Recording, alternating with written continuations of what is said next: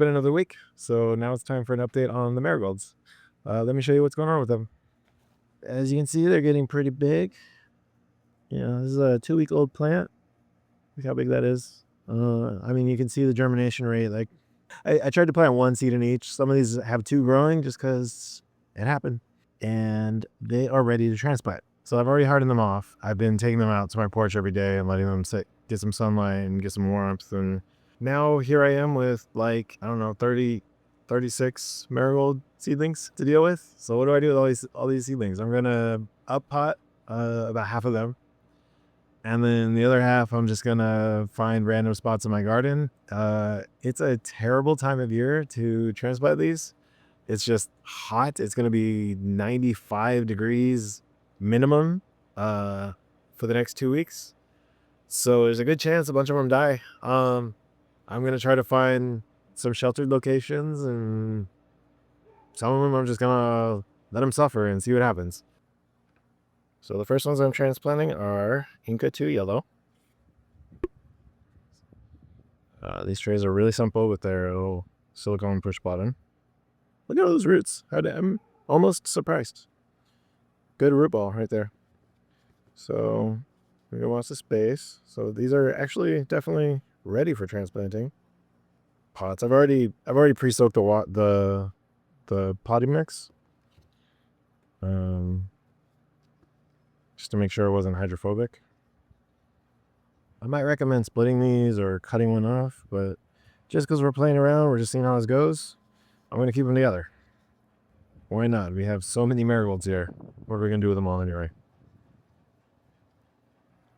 All right, so there we have the marigold tray. You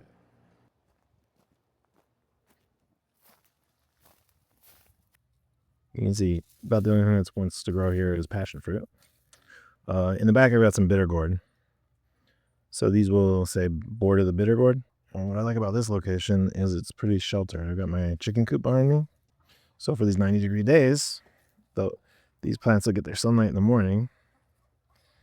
And then in the afternoon, when things get really hot, they'll be nice and sheltered. So that should be good for these guys. This particular bed, this is a green koi. It's growing fantastically, and I've had some potatoes just show up, which was good. I think that's a pretty good indication that the soil is good. And maybe I'll set these back a little bit, so hopefully we get a little bit of shade here from the afternoon sun and the marigolds. Okay, so these are Cracker Jack. I'm gonna put this little double planting here, and then I put one over here.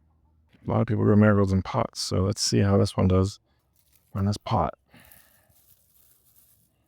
I think I had basil in here earlier that I messed up. Forgot to water or something. The one next to it is really thriving, this holy basil. We'll see.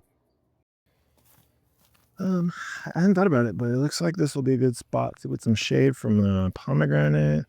Get some shade from the little tomato here. So this could actually turn out to be a really good spot. Yeah, I can remember this soil was pretty compacted.